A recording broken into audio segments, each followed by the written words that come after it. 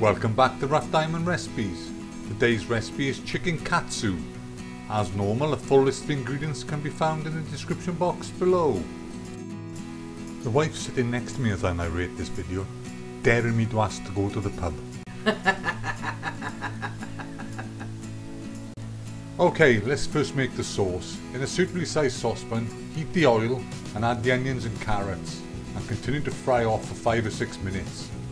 Then it's time to add the garlic and ginger and continue to fry for 2 or 3 minutes more. When these ingredients have softened up nicely, it's time to add in the curry powder. I distinctly told the wife 2 tablespoons of curry powder. Maybe eating too much chocolate makes you deaf. I said 2 tablespoons, sweetheart. Deaf as a bleeding post. After the curry powder has been cooked through for a minute or two, it's time to add in the flour and give a good mixing. Next, you add the stock until it just covers the carrots and onion mixture.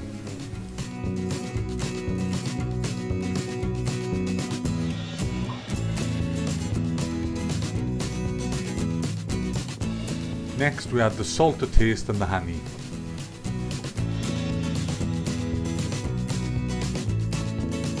And this is followed by the grated coconut.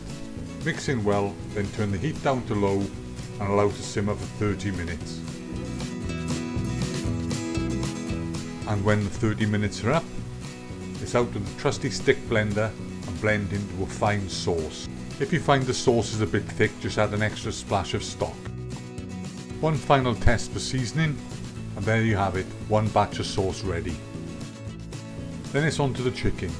Place the chicken breast on a chopping board, cover with cling film, and using the meat mallet, batter till it's a uniform thickness.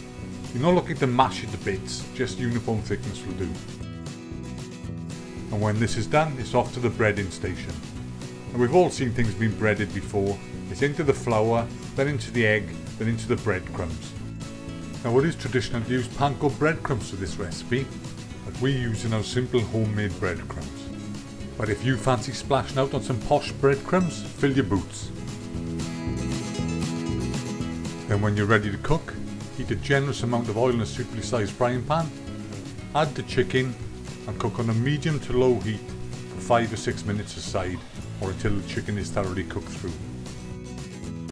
Then when it's cooked, remove from the pan, place on a kitchen towel to remove any excess oil, and when this is done, cut into nice thick slices and top with a generous portion of the sauce.